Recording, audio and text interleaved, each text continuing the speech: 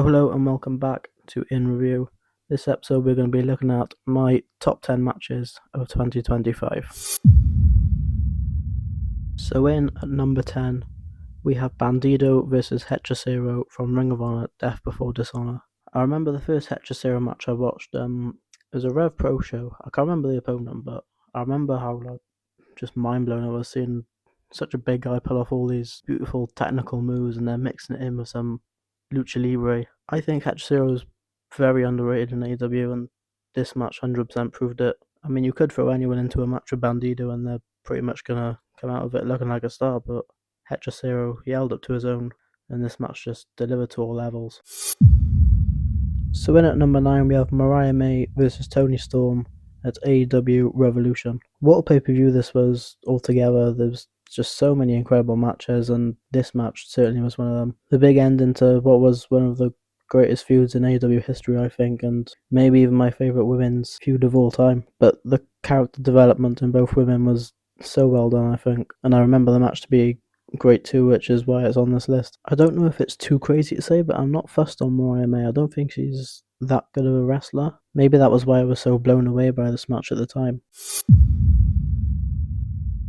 So number 8 on this list, we have Nigel McGuinness versus Zack Sabre Jr. at AEW and New Japan's Forbidden Door. Technical wrestling at its finest. Zack Sabre Jr. was someone I became quickly obsessed with when I watched one of his matches for the first time. He's just so impressively gifted in the ring, and I have watched a couple of Nigel's matches in Ring of Honor, but he's way before my time, so I haven't checked out much of his stuff. I did actually meet Nigel McGuinness after All In 2024, so yeah, that was quite a cool moment. But thinking about this match, the first thing that comes to mind was that insanely fast lariat from Nigel and so many crazy holds. Just a really good match, and was absolutely gutted to miss out watching it live because obviously it was in the UK, but I didn't end up going to it. In at number 7, then we have Saya Kamatani versus Tam Nakano from Stardom All-Star Grand Queendom. I don't watch a lot of Stardom. I've checked out a few matches in the past couple of years, but this certainly impressed me. I remember people talking about this match after it happened, and I decided to go check it out, and I was left pretty amazed. The last ever match of Nakano's career, and I don't think it's physically possible to leave on a better note than that. It's just a perfect career versus career match. So in at number 6, we have quite a controversial one. Kenny Omega versus Gabe Kidd from New Japan's Wrestle Dynasty. I think people are going to be shocked at how low I've put this. Don't get me wrong, the match was really good. Maybe I'm just remembering the match wrong or something, but even when I watched it at the start of the year, I thought people were highly overrating it. So it was Kenny's first match back from his injury, and people were worried he wasn't going to be the same, but he definitely turned up as the same guy he was. But yeah, this match was great, but I don't think it's in the conversation for match of the year for me. Hopefully I haven't annoyed too many people putting it that low. Number 5, we have Jun Kasai versus El Desperado from New Japan's Death Pain Invitational. I can be a sucker for death matches when they're done right, and this was more than done right. This match was always going to be great with these two. I never get tired of the light tubes being used and the way the crowd was loving it. Then you have the ring just covered in all the broken glass. It was just pure chaos, and I loved every second of it. The ladder being introduced didn't feel needed at all. Without a doubt though, one of my favourite death matches I think I've ever watched, and I can't wait until the day I watch this bloodbath again. In at number 4, we have Will Ospreay versus Cal Fletcher from AEW Revolution. As someone who absolutely adored Aussie Open, I was absolutely gutted when they broke up.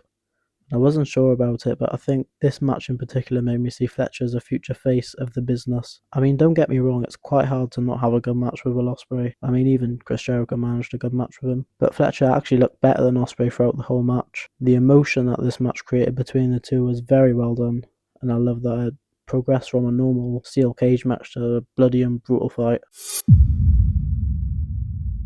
In at number 3 then, we have another Will Ospreay match against Hangman Adam Page from AEW Double or Nothing. The storytelling for this match was so great. Pretty sure this was the match where Hangman became one of my favourites. A lot of people think Ospreay matches are just flashiness and spot after spot, but if you show them this, it's near the complete opposite.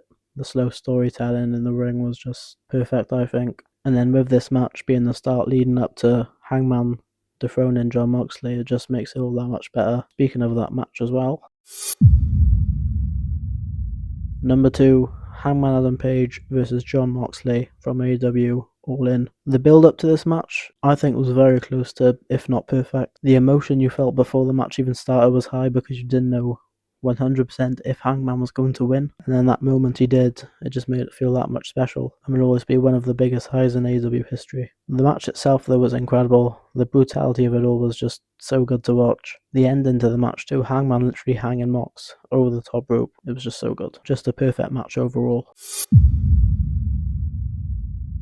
So, number 1, Bandido versus Konosuke Takeshita from Ring of Honor, Supercard of Honor. Another one of those matches where it's just two insanely good young talents just going to war. Takeshita, I think, without a doubt, is my favourite in the business at the moment. He's just so perfect at everything he does in the ring. It's quite insane when you think of it. Bandido as well, such a talented wrestler, and soon enough I think will be up there with one of the main eventers in AEW in the future. But there's so many spots in this match that you could just barely take in the moment. The finish with Takeshita going for his finish, then the counter into the small package. Such a beautiful match, and one that you have to watch at least once in your life. But that brings this list to a close. 2025 was a year filled with a lot of incredible wrestling matches, and it was pretty tough to rank them into a top 10, but I think I'm happy with the order. Anyways, that's going to wrap this up. Bye bye.